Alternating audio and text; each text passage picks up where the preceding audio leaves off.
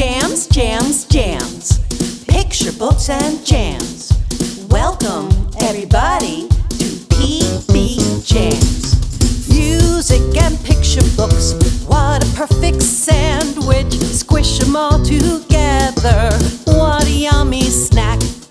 PBJamz. Evening, whatever time of day it is for you. Right now, it's the evening time for us, and we are gathering here for another episode of PB Jams. And thank you for being here for this episode. I've been talking about it for a while because I'm very excited to have Christy and Jen and me together. So funny how it happens sometimes in publishing that you end up with these books that have some amazing things in common. And that's what happened for us. Like, our books came out within a month of each other. Christie's and Jen's came out in April. Mine came out in May.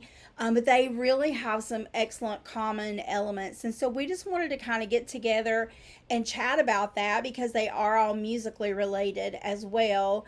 And so we've already focused on each of our individual books for an episode. But I thought it would be fun if we kind of came together, all three of us at once, and talked about how they are alike and maybe different, and the different types of commonalities that they have, and maybe all the influences of that. And I don't know how the conversation's going to go, but we're just going to chat, and we thank you for joining us as we do that. So to start things off, let's just kind of zip around just for maybe those who didn't watch the individual episodes.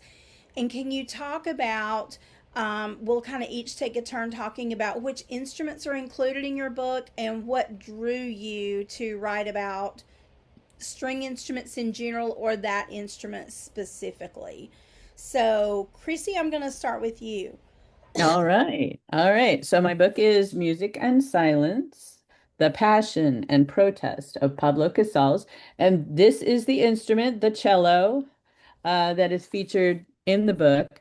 Um, in fact, Pablo Casals, as a young child, learned several instruments. He played the piano, he played the violin. His father made this instrument for him out of a gourd that figures large in the Pablo Casals story. But when he was 11 years old, he saw the cello and he just fell in love with the cello. So it mostly focuses on the story of him and his cello. Um, did you ask why I wrote this book? Was that part of Yeah, this what question? what drew you to writing about a string instrument? So was Pablo kind of the entry point for you? It was, although I was, as an adult, taking lessons in the cello. And so that it started when my daughter started taking Suzuki violin, and Suzuki lessons really involved the parent very closely. And so I was fascinated. I hadn't been very familiar with stringed instruments, and I thought what she was doing and what her teacher was doing was really cool. So she encouraged me to try the cello. And in fact, one of the great pleasures of doing that was that we got to play duets. Nice. So that was very fun. But taking cello and becoming a cello student, I won't say cello player, cello student, I learned about Pablo Casals because he's such a famous and sort of almost mythical figure in the cello world. And the more I learned about him, the more I wanted to tell other people about him. So, Yeah, that's how it happens. Well, speaking yeah. of violin, Jen, that's your book. It's actually called My Violin. So, yeah, tell us a little bit more about what drew you to write about the violin and string instruments. And I probably should say, for those who may not know, that this is the second book following My Piano. So that was the original instrument you wrote about. So why did you choose violin for this second one? And whatever else you'd like to say about that. Yeah, sure, sure. Pardon my family upstairs. I don't know if you can hear them. Yeah. Okay. No. Um, okay, yeah, no, yep, it is a companion title to My Piano, and I think we talked in our conversation, but when there was an international marketing meeting going on for My Piano, someone in the meeting asked, "Is there a My Violin?" I'd be Ah, interested in that. And so Um, I think the clever response was not yet, and and Yes. then we made, and Or then it was why, able to. yes, there is. It's just Yes, it's just not here yet. Right. Right. Yes. We'll get right on it. So hopefully that person knows that it did happen. Right. But yeah, and then in the story there are other instruments, because in the story it starts off with just one boy learning how to play the violin that his grandfather is a luthier and has made for him. And then later, other members of the community come together and they play their instruments, which can be there's trumpet and cello and saxophone and clarinet and other string instruments, guitar, etc. So they're included in there, but the text is all about violin and then playing with others.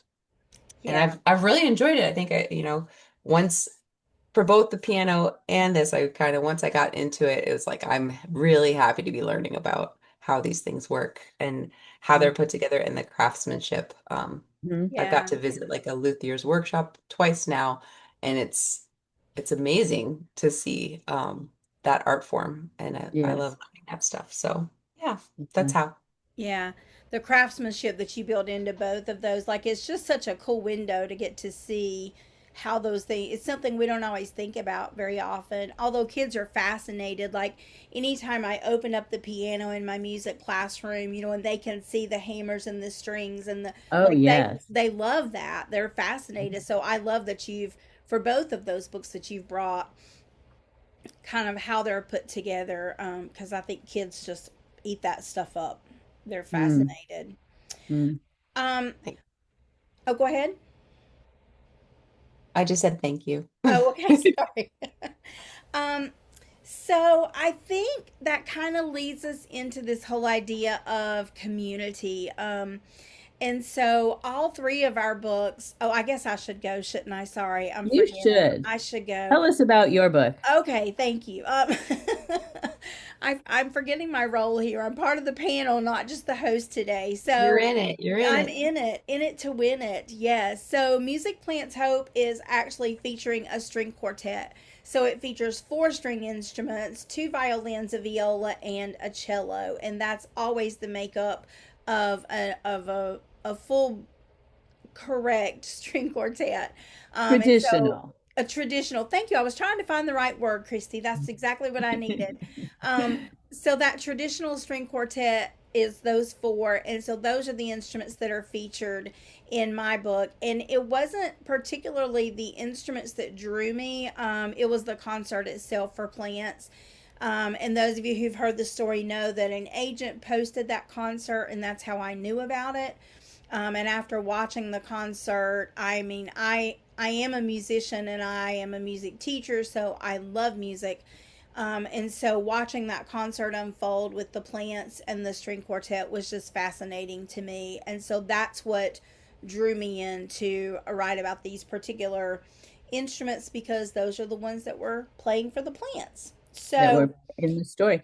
Tony, yeah. do you play piano, I assume? Do you have I other instruments that you play? I don't really Not play really. piano.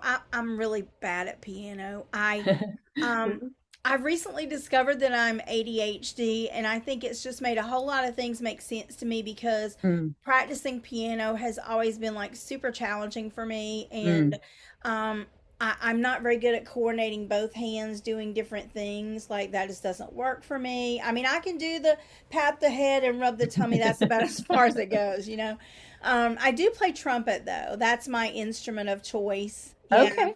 Cool. I started playing trumpet in sixth grade and played all the way through college and still play Wow. sometimes for my students. And I played in So the church worship band for a while as well. this is Yeah. another commonality. I too started trumpet in fifth or sixth grade, played it Nice. all the way through college.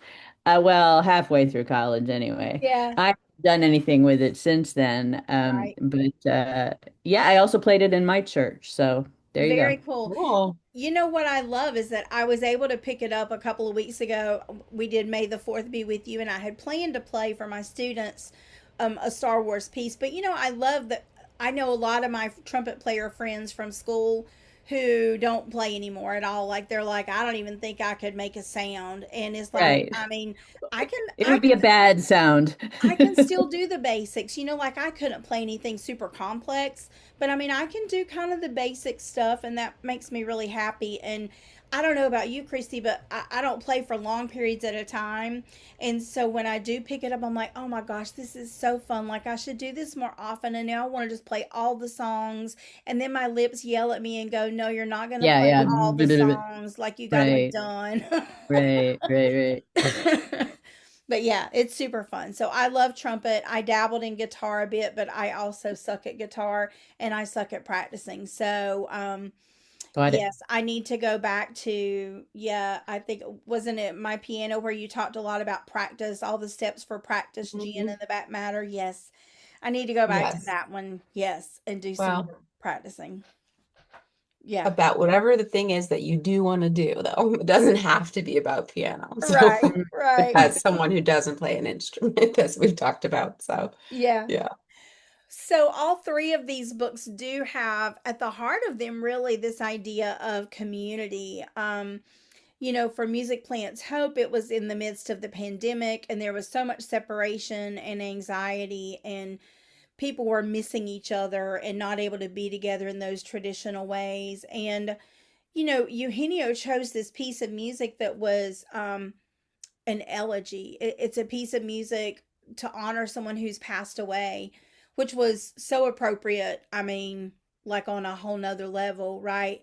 right, But it also just talks about this longing for companionship and longing for community. And people are really missing that in the pandemic. And so I think that's one reason why this story, even though we're 6 years removed from the pandemic, and I've been a little surprised, and there's been a lot of talk, in my mind it's not really a pandemic book, mm, like it just happened to happen in the pandemic. But it's, to me, it's not a pandemic book, but of course there are influences to that. But I think people are still feeling those feelings, and it's close enough that we remember those feelings of wanting community. And so that's the angle that my book comes at, from community. And Jen, for you, where does community show up in your book? How does that look like for my violin? Yeah. If it's okay, I want to speak first like that. I think that that is part of my reaction when I read your book. It does, knowing that has taken me back there. And it's not the only thing that I think about, but when I do think about it, I think it is what kind of makes it feel extra special. It's like, look, they got to do this. Look, Yeah. those are four people all together. And look Yeah. how many people Right. came together to make this happen. And there right. were, that is one example of, there were a lot of people making a lot of amazing, really hard things happen. Yeah. So it's touching on a lot of levels, like seeing people together, but also that knowing of the background. So, Yeah. um, and then of course, like so many other parts of it, but community in my violin. Yeah, so that's kind of more of what the back matter is talking about in this one. You're just talking about the back matter of my piano, but for this one, it is kind of about how people play violin and how many people learn to play an instrument as a soloist at first.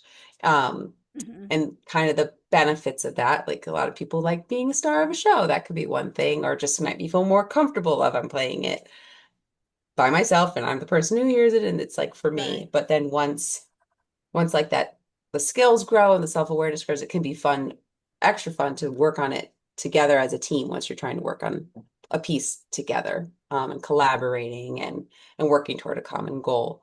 And so that's that's kind of how the story progresses, is that being able to bring your skill set to add to the groups, and make it multi-layered and more can be more impactful. I think solo work also obviously they both have their I don't strengths. What's the word?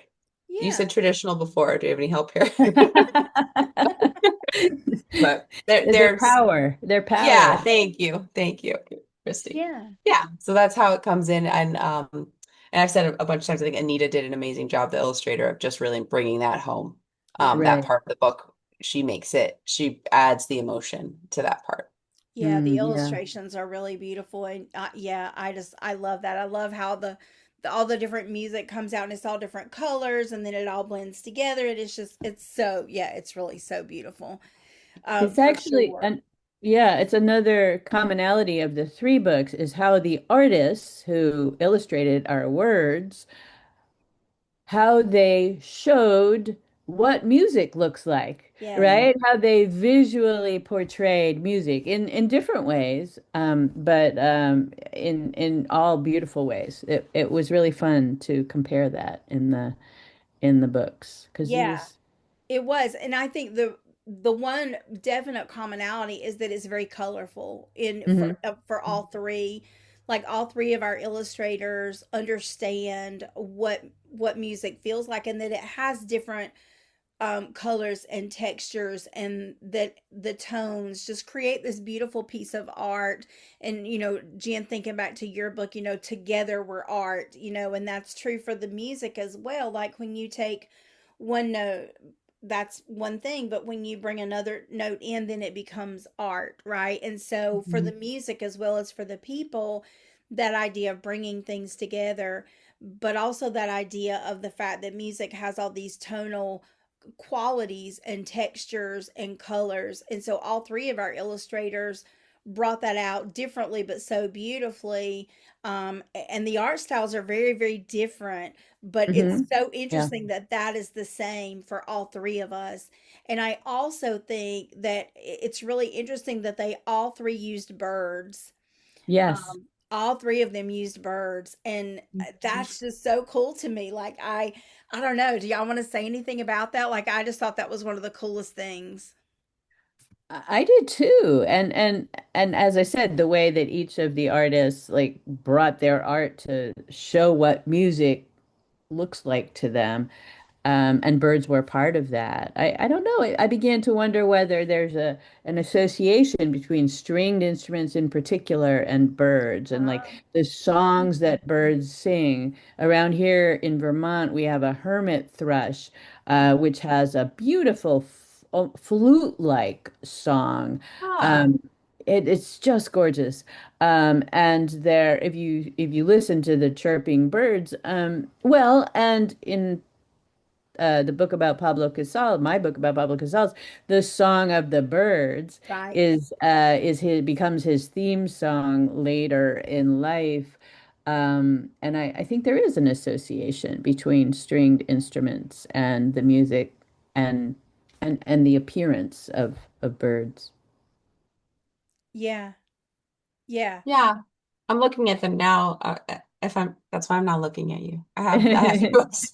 Um, and yeah, I was just thinking about that too. Like if somebody had asked me like draw music, I don't know that I would not obviously not have done anything like this, and I don't think I would have come to birds.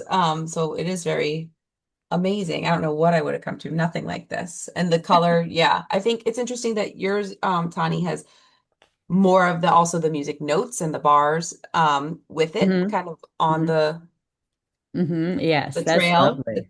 trailing the Lovely. birds. With the Yeah. bird. And Uh-huh. It, yours and then Chrissy's yours has a lot more also like also spreads where it's just color, splashes of color, Yeah. um, Yeah. as more dominant. And then Anita did birds for sure, and then also kind of made that a unique, the bird being for the boy, but other kids having their own animals. hmm We talked in our talk about the Patronus yeah. like analogy Oh, there. uh-huh. Yeah. Yeah. Um, so yeah, like that same thing, but then making it their own is so Yeah. interesting.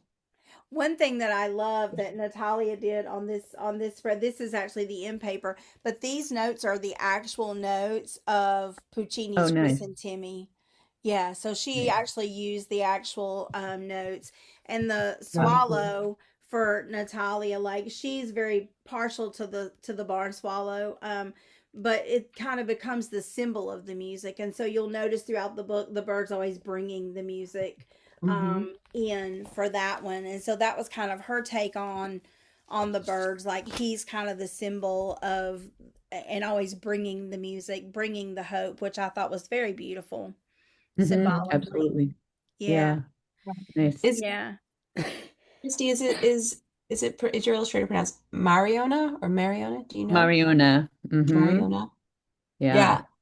I thought it was cool too. Like she had scenes where the birds are kind of foreshadowed at the beginning. Yeah. They're not Uh-huh. they're not in flight yet, Right. but they're Right. there and they're preparing us that as well. I'm Well, and saying, in her case, just skipping ahead a little bit, mm, but when Casals is like faced with war, like Mariona does this brilliant thing with the war planes coming down from the sky and him sitting there playing the cello and his birds flying up to meet the Yeah. planes. And it's just so thick with, symbolism and energy and gorgeousness, Yeah. meeting the dark. Mariona brought her heart to this book. Yeah. So, Yeah. yeah. I want to go back to you, Christy, for a second, and I think we got excited about the art and the music and the birds, but I want to make sure that we get a chance to talk to you about community and how it shows up in music and silence because I think that was a really a key component. Um, yeah. Yes. Yes. So, he starts out as a boy obsessed with cello, and takes off on his own path to become a world famous soloist. Of course, a soloist always is backed up by an orchestra, but he had a solo career. And Hmm. then, but it always mattered to him strongly where he came from and who his community was. And so after this life of touring, he decided to come back to his homeland, Catalonia in Spain, and he decided to essentially give back to the community that he grew up in. And so he started this community orchestra, his own orchestra, whose purpose was to make his music, classical, gorgeous, orchestral music, available and accessible to the working folks of Catalonia. And he invented this sort of subscription system, and they paid a very small amount, but then they helped to manage part of the orchestra, and the workers started publishing a newsletter about the music, and it was this whole big community project. And that's part of his story. And then, of course, when the war comes, the Spanish Civil War, he is a leader of this community and he becomes a spokesman, and he becomes a spokesman out there in the world. And he again is on his own, making music to spread the word and to represent his community and try to get help for Spain. And then when his side loses the war and the fascist dictator wins, he goes and helps the refugees and sort of casts his lot with them. And then his friends come and sort of rescue him from his exile, and the whole conclusion, or where I stop his story, which is about 23 years before he died, was this very communal moment of everybody coming together in support of him and his music, and as I say, and his silence, because he had a period of time when he was refusing to perform in solidarity with his countrymen, folks, essentially. So, yeah, a lot of it was about him standing up for his people. Yeah, and I think hand in hand with that, Jen, you had had this idea that really there's a lot of activism using music as an active change agent in our communities as well. So kind of taking that a step further. And Christy, I know after you and I talked, and I was working on your episode, and I watched the concert and listened to Pablo's speech before he speaks, and just tears. I mean, just, Yes, yes, such love for his community, love for the music, love for Catalonia. And yeah, all of that comes through. And it's interesting because in your book, the absence of music is what creates the active. right. The activism. Yes, Hmm. but in my book, it's the playing of the music that Yes, is the yes, activism. And so it's really interesting how both books do that. They both talk about music as a way of being an activist in your community, but they do it in absolute opposite ways. Mm-hmm. Mm-hmm. So what else would you want to say about your book as an act of activism, or his music as an act of activism? Yeah. And this is, I always say, well, I want, what do you want kids to get out of the book? Well, whatever they get out of the book is what I want them to get out of the book. But what I get out of his story is the pivotal aspect of who he was as a person was his moral center, and he cared so much about doing the right thing. And when he realized that the rest of the world was just ignoring the situation in Spain and was not going to, help him out, he said, well, I can't I can't participate in this system where everyone else is furthering this injustice. I just am going to be silent. And this was such a huge sacrifice. He was, sacrificing the thing that he most loved in the world, which was making music for people. So to me, that is such a powerful statement and thing that he did, and it did in fact bring attention to what was going on, and I admire it so deeply, and I, hope that other people see that too. Yeah, and I think for Eugenio, it was a vehicle. Music was a vehicle to showcase how nature, number one, how Hmm. we're so interdependent, and sometimes we don't give credit for that. But I think also, as he talks about how nature was kind of creeping back into the spaces, like if we Oh recede, yeah. it moves forward, and that it will take back over. And we know this, like an abandoned house, if you leave it, the Yeah. first thing that happens is the vines start growing, and the plants Right. start climbing and all Right. the things. And so, I think his intention was to say, number one, art heals, right? Like that within itself is um, sharing an activist mindset. Music heals, and we can take this music and we can bring these plants to show people and remind them that we're all connected, Yes. and that there's all these interconnections, and it's kind of a dance, and when one moves out, one moves in, and one moves out, and one moves in. And so it was really a beautiful way to remind people that there was connection, even though there wasn't human connection as much as what we were used to, but there were other ways to connect. So I think That that was really beautiful. Yeah. And I like the way you said that. And I also think, although Jen, your book isn't expressly about activism, this sense of community and the importance of community and the importance of coming together, that's the foundation of, being active for your community. And I did want to say that playing together with other people, it just is, as your back matter says, a it's such a joy that music is made to be shared. And that sharing music and playing music together, that was really um, the best part for me of playing the cello. I had a group of people, and we got together 4 or 5 cellos, and we played pieces together, and just for the joy of it. Mhm. And when COVID happened and we had to stop that, that was sad. Mhm. Yeah. Um, so Yeah. yeah, I feel what you write in your book also, Tawny. It really does resonate. But yeah, it's music brings people together. I liked when I know we were just talking about our illustrators. I'm going to talk about Anita again, but I liked how she intentionally, when she brought the community together, she made it a diverse community, not just in terms of like Uh-huh. skin color and representation, but also ages, Yeah. Hmm. which made me very excited. And she had the Yeah, colorful yeah. and variation of the Hmm. animals and all those colors, but I think she just brought that diversity of community also home, Yes, and I yes. liked that.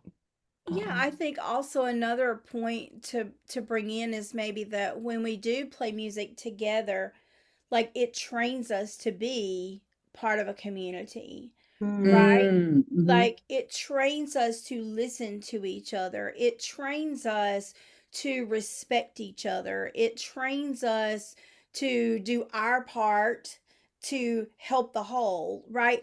All Hmm. those things that are really integral to becoming community, those things are definitely present if you are part of a band or a chorus or some sort of an ensemble, Right, whatever that is.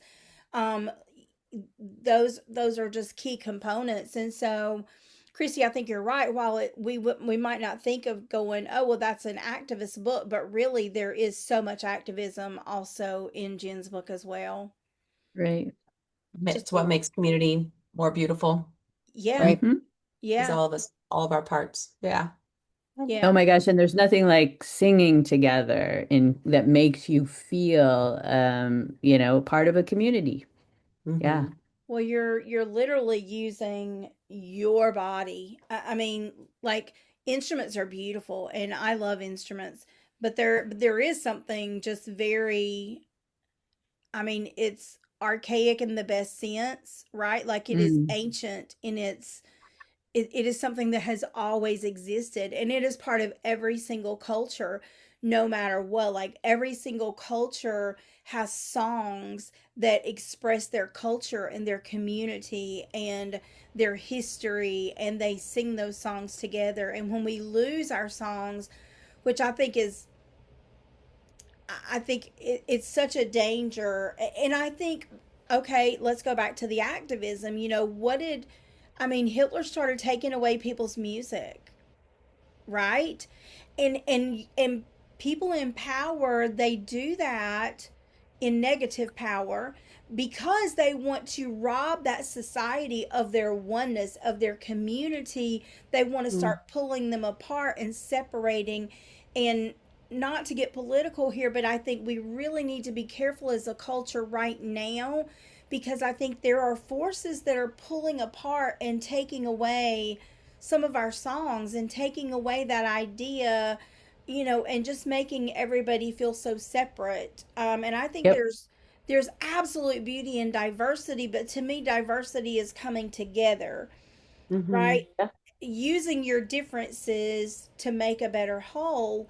But when we use our diversity to pull apart from each other, then we're losing that sense of community.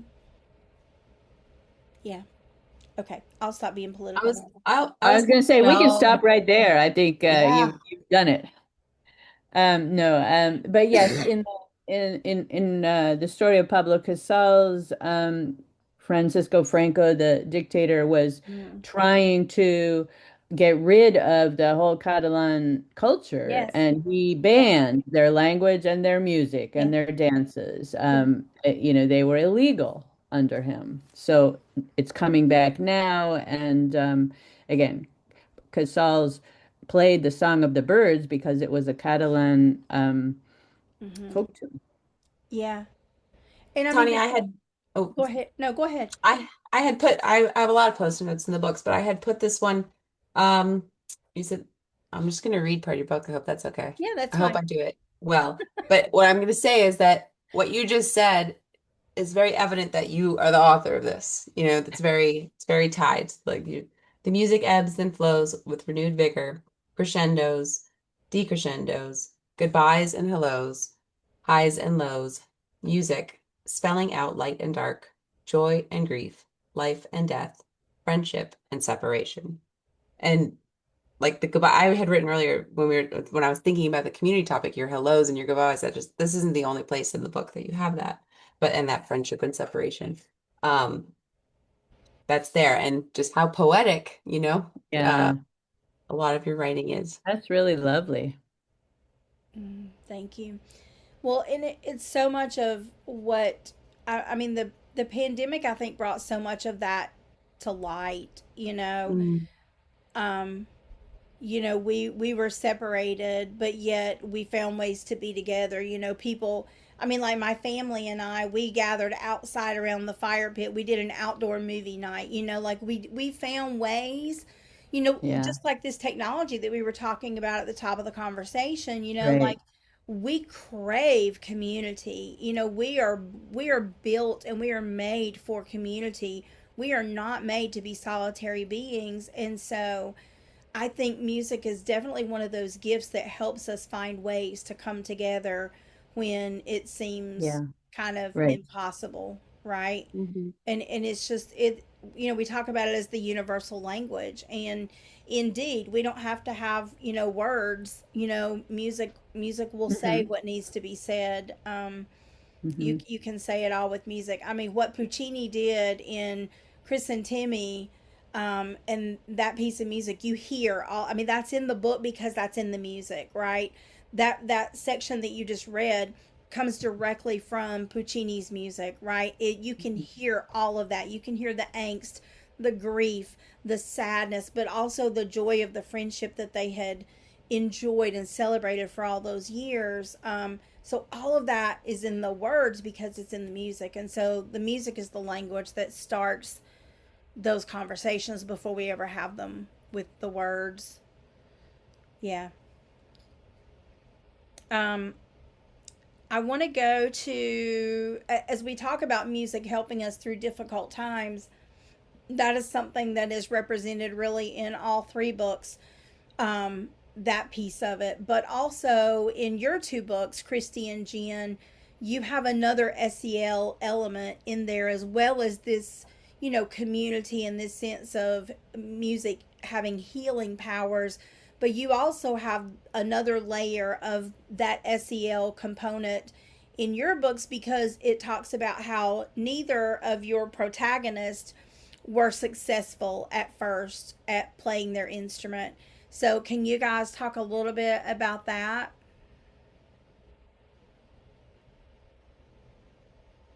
I wrote that in my notes about music and silence as well, that I was extra drawn to those pages, and I was happy that those experiences were in there for readers to read about. I also when the part about him holding the cello the wrong quote unquote wrong Right, way, but making right. the right sound and moving on, I was just like, I'm not a lefty, but I was like, I'm like lefties around the world like cheer.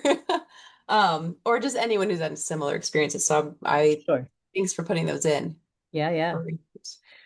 I mean, that Uh, was again, it was a way to show his journey to figure out how he related to music and how he was gonna make music. And of course, the other piece of it is stage fright, Mm-hmm. which I feel like is a pretty common experience for kids, although, not universal. But I really wanted to let young people know this man who became famous and incredibly successful and beloved as a performer, he had stage fright his entire life. And you can live with that. And, people get that. And that's a normal thing. And also, you can get through it again and again and again. And even if you still have stage fright, you also have the knowledge that you can get through it. So, I actually included that in my back matter because I wanted in addition to it being part of the story, when he has Right. stage fright in his first solo recital, I wanted to put in the back matter he had stage fright his entire life, and he was very open about it, and um, I thought that was both a really interesting aspect of his makeup and a really important thing for kids to know. Mm-hmm. yeah, certainly. So Yeah. relatable. I have to again give Anita credit. It's all in the art. That was all her. So I'm so lucky she's in these books. I just even while I was just like, let me look back. I don't think that was an art note of mine. No, it was her. So Yeah. I'm glad that it was there because I think it's very important for certain. The stage fright piece is in my piano book, but Yeah. I'm glad that this one has that. It doesn't just come. Yeah. I mean, Hmm.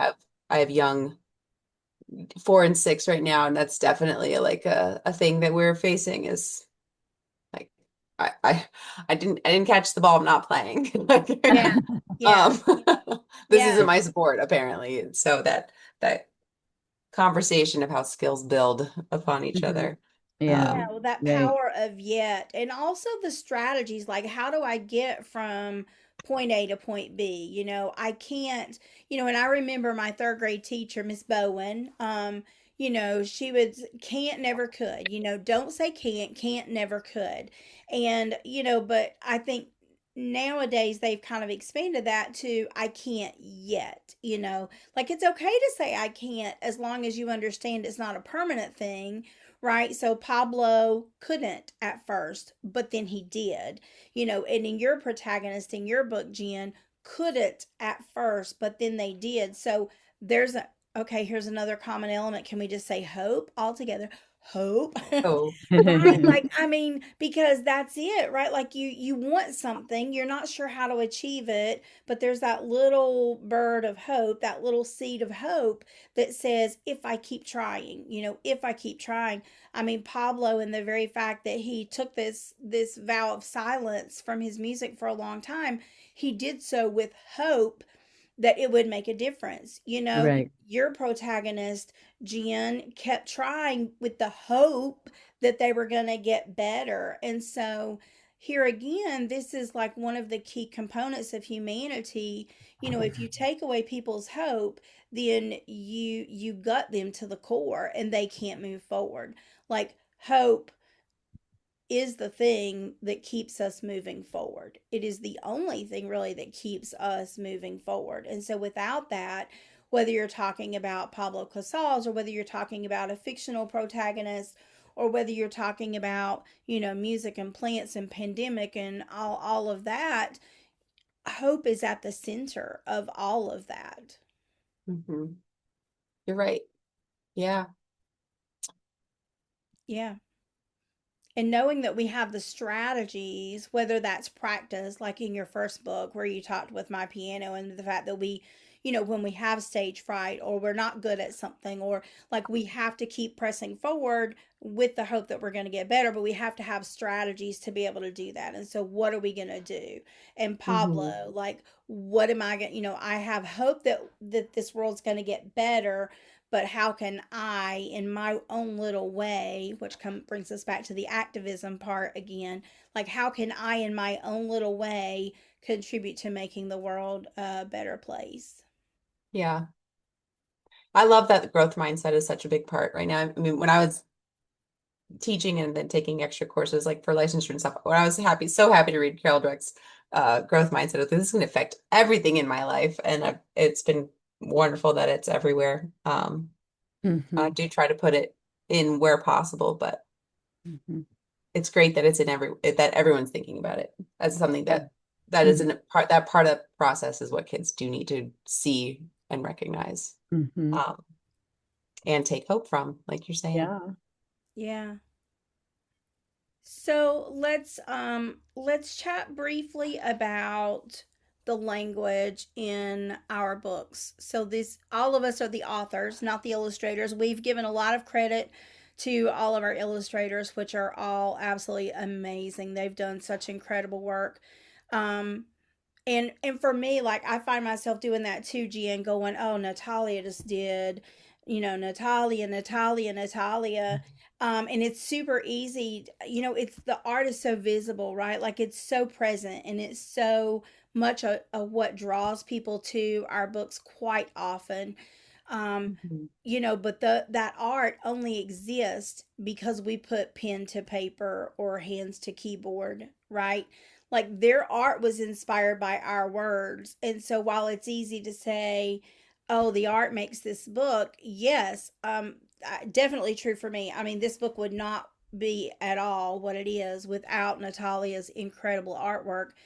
And but I remind myself sometimes that that artwork only exists because I wrote the words, right? Mhm. And my words only exist because Eugenio had this idea. Like every art Hmm. form is dependent upon the one that came before. It's this beautiful cycle of art. So if we talk about the language, purposeful language that we included. I mean, I still stand in awe, Jen, of how you have accomplished so much in these two books in terms of you have this cumulative structure, you have a rhyming scheme, you have this very intricate workmanship, the content that you're including in this. I it just I still like, I don't Mm. often get speechless, but I am absolutely, I have told so many people about my piano since you were on the first time, and I'm just in awe of how much you accomplish with your words. So yeah, talk to us a little bit about that and the rhyme. Oh my god, with rhyme, Thank like you. girl, Thank you. But I, when I was, I'm saying how many I'm talking. I keep looking at. I'm a visual person, and I like sports when I talk. you're good. I'm like, I have post-it notes about all of your poetic, all of your, the poetic pages that you all have. But what did you ask me to say about the rhyme, or just about? Tell me again, How'd you please. do it? How'd you do it, How'd you Jen? do Oh, how it, did I do Jen? it? Oh, how did I do it?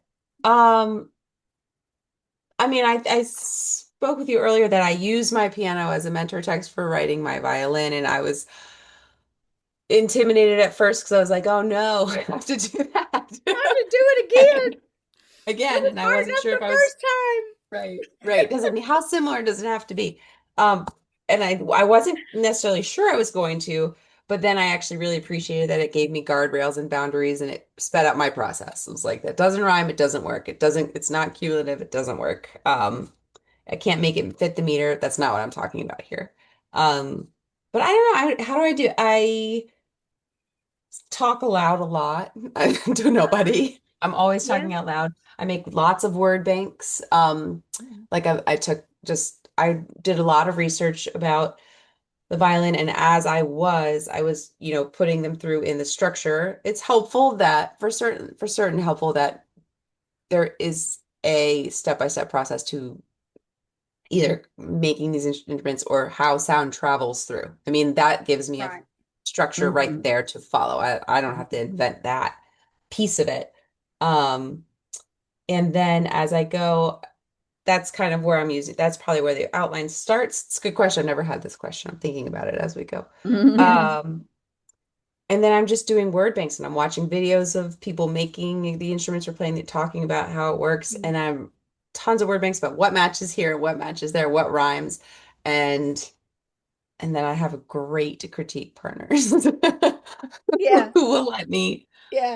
um who will let me share it with them and who are like, nope, that they're I've studied poetry, but I have critique partners who have studied it more. And so I can get it to where I think is my best, and then they could say that's not going to do it. And then I can go back. Your best is not Uh, good enough. yeah, right, right. But Nice try, but together if we you can read make it this better. article, you would know that Yeah. that's not. Yeah. Oh, Yeah. yeah. So I guess I don't know if that's really clear or not, but I got really excited when I was like, "Oh, pegs, legs, great!" Like I got that nail, Yeah. yeah. Finding those rhymes that work. And then once I get to the SEL part, I'm like, I could do this, breathe easier. Mhm, Right. mhm. Right. Right. Yeah. Those pieces that we Mhm. know.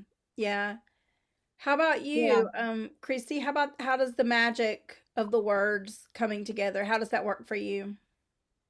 In this book, well, in writing this book, it came together over a long time. Hmm. From the idea to the published book, I mean, I tell this to kids and, it's like three times their lifetime. It took 14 years. And that was because I was at the very beginning of my journey as a writer when I got the idea. It was the first picture book idea I had, and I was writing it for a long time and researching at the same time, and at the same time writing other books and getting better at writing and figuring Right. out more about what a picture book even is and what you need to not include. I wrote many, many, many, many drafts and revisions. And for a few years, I kept just starting over again and writing it differently. I wrote one version entirely in verse, in little poetic vignettes. I wrote another version from the point of view of the cello, Nice. which was fun. And each of these kind of informed how I was going to go forward, but um, it just, it was a lot of trial and error, and really knowing that I wanted it to be beautiful and working on the, making the language beautiful. I also used word banks, which was fun. And I also definitely relied on critique partners, which is a critical part of anybody's writing process. It never fails. A pair of fresh eyes on your work will find all kinds of things that you just didn't see and are so glad someone else did. So, Yeah. Yeah, for sure.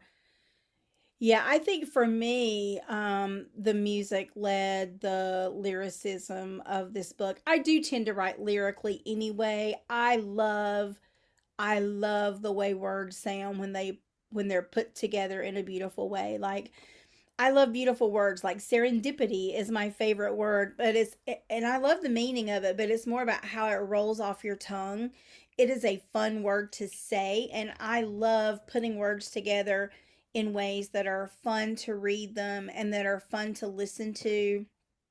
Um, and I'm still learning, so much about that. But one of the things that really helped me in this book was listening to the music and trying out different things. And mhm. in fact, speaking of critique partners, like I had in that beginning stanza, I said the string quartet bows in their black and white, their bows are rosined and they're ready to play. Well, that's the same spelling of two different words, and I liked it, like, because it really appeals to my sense of how things sound and how it's fun. And my critique partners were like, but that's confusing for kids. Like, that's Hmm. gonna mess them up all kinds of ways, and you just can't do that. And I'm like, but, and they go, no buts. Like, you just can't do that. I'm like, okay, fine. So, I had to change. I mean, and I understood the wisdom of it, but I used to, when I took a poetry class back in the day, I'm really not a very good poet. Like, I don't know, I don't like to follow the rules and I'm way too vague. And, the my poetry instructor was like, you like the pretty sound of the words, but you're not saying anything. Like you don't have the depth, right? And I get what he's saying because that is of prime importance to me. Is like, how does it sound? I want it to sound, but sometimes I do tend to err on the side of not giving enough depth. Um, and then sometimes I err on, oh, this is really cute and I like it, but it doesn't necessarily serve the story the best. Hmm. And so for me, that's where critique partners definitely came into play, for sure, to help me weed out those things that were fun to me and I liked, but they didn't serve the story well. Yeah. Yeah. Yeah. And thank goodness for critique partners, the honest ones, right? Yeah. Exactly. The I the actually ruthless ones. the, Yes. the ones that are gonna like poke those holes with love. I With when I love. actually it was when I was writing the end of the story, that together we're art um piece, that and I think I spoke earlier about on the last time we talked that I I brought this to a workshop, like an in-person weekend with my critique group. And it was like the time that I was working on it. And so everyone would bring something fresh and I'd be like, no, again. Like everybody's same thing. Yeah. Um, but like, yeah. Yeah. And so I dedicated this one to my critique partners Mhm. because I was like, together we're art. Like, there's never going to be another story that I'll write that I think will fit that Yeah. as much, because this art doesn't exist without them. Without. It would exist, but it wouldn't be at this level, like quality Right. for sure. Right. So That's they're beautiful. all in it. They're all a part of it. Yeah. Yeah. For Um, sure. Yeah. That's yeah. lovely. Yeah. I used to think, that writing was like a solo gig, you know. Mhm. Uh-huh. I used to think, that it's something that I do, and in the beginning, it was very difficult for me because I felt like I was taking their ideas and calling them my own. Like it felt very, cannibalistic, and Mm. I wasn't very good at that at first. It took me a long time to realize how together we're art and how it's okay. It's not that you're taking their ideas, they're helping you hone your ideas. You're not taking theirs, they're just helping you. And yeah, sometimes they'll give you a little turn of phrase, or they'll give you a different word to try, but it's all for the good of the cause of the book being the best book that it can be. And if Well, and yes, and as the writer, the author of the piece, you have the Yeah, responsibility to reject what right, doesn't work Yeah. and yeah. to know what you're trying to say well enough that you can take what's useful and not take the other stuff. Yeah. Exactly. That's a great point. And that's really hard when you're in the beginning stages because you Oh, don't, Yeah. so hard. right? Like it's one of the hard things at the beginning. When our in my critique group, we have like a wide range of levels, right? And so those newbies that come in, like they're like, but how do I know? How do I know what to take and what to leave? And when I hear Mm. different critique partners saying different things, right? Is any of this resonating? Like hurting your Yeah. brain, Oh yeah. remembering, like it's Yeah. so Oh, yeah. hard. Yeah. They're like, but this one says this and this one says just the opposite. And like, what the heck do I do with that? Yeah. Like, it's Yeah. hard. Yeah. Yeah. Or I'd be like, well, they say they're published and they say that that's what I need. Like, I paid for this critique. That's what they said. So now I have to do it, but I can't. Like, it's Right. not It's just not me. It's working. not Yeah, actually Yeah. exactly. like what I Mm. wanted to write or, Right. yeah, Right. Yeah. Right. I did Yeah. that for a while. It, all of Yeah. this is, like Christy was talking earlier, about being in the beginning of your career, and like you just get better and better and better, and you learn these things along and along and along as you go. Yeah, right. Like you hope you do. I would, yeah. Fingers crossed. We're trying to learn as we go. Yes, we do. We're trying to get better. Yeah. Yeah, but it is. But it's also really good to think back to those times because I think this business is really tough, right? And we get a lot of rejection and we get a lot of no, not yet. This one's not there yet. Or, like me, I mean, I've got this one book and I've not had another book deal in 3 years. Even though I'm on the agented side, I'm agented and I've got a book deal, but so it's still we still get hard things going back to your SEL component, right? Like we still get Right. hard things, but it's so good to be able to look and see, okay, maybe I'm not there yet, but I'm not there Hmm. anymore But either. look how far I've come. Right? Look how far Yeah. I've come. Look at everything Yeah. I've learned and all the things Right. that I can differentiate now. Like that's not as hard now as it was, in the Yeah. beginning. Yeah. Yeah. Yeah. Yeah. Yeah. I think that's the more that I talk to people who have been in this industry longer than me, the more I'm realizing that doesn't change. That Right. that wondering, will I sell more books or will thinking that if I hit X achievement that it'll make all the difference, but it No. doesn't, But you it No. know. doesn't. No. And the other thing that doesn't change is the importance of community. And, Yes. here we are. And how lovely that we all connected because of our books. Right. And hasn't it made it all so much richer, the whole experience of these books coming out? So, Yeah. Yeah. Having this conversation, I've been thinking every time you speak and you speak about your books, I'm like, like not only are you the authors of these books, but like you're the people meant to write these books, like stories. I'm mm, just like, yeah, this book came from you. And hearing you talk about mm, it, makes that mm. super evident to me. Like if I had seen that agent Twitter post, I'd been like, that's a great idea. And maybe I'd have tried it, but it would not have been this, Or Uh-huh, and like uh-huh, you're uh-huh. saying, Christy, you spent 14 years thinking about this and to make it right. And it's Yeah. gorgeous. Yeah. And it's evident that you really care and thought about this, and every word was chosen with care. Yeah, it's just Bringing Yeah. bringing your it's nice. passion to the page. Hmm. Like it's just bringing our passions to the page. Yeah. And I think those are the most powerful books is when we take things that we really believe, you know. And I think those come through, you know, like you're saying, Jen, like, you know, when you know who, and I think it's another, okay, my ADHD's kicking in. Sorry, I'm having three different conversations with myself at one time. Ideas come faster than my mouth can work, which is really scary because my mouth works really fast. But but yeah, so I think, you know, bringing your passion to the page is important, and that comes through in your words. But I also think that that's an excellent reason to have authors come and visit schools and do readings and do presentations for students who are learning how to bring their passion to the page.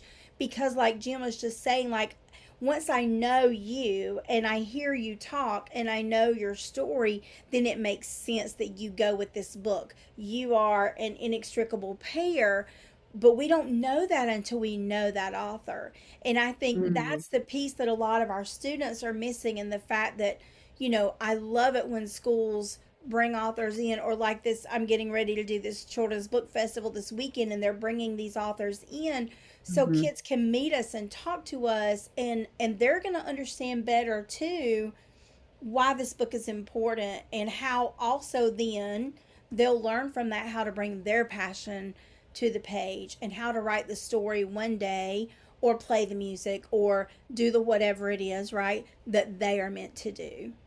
Mhm.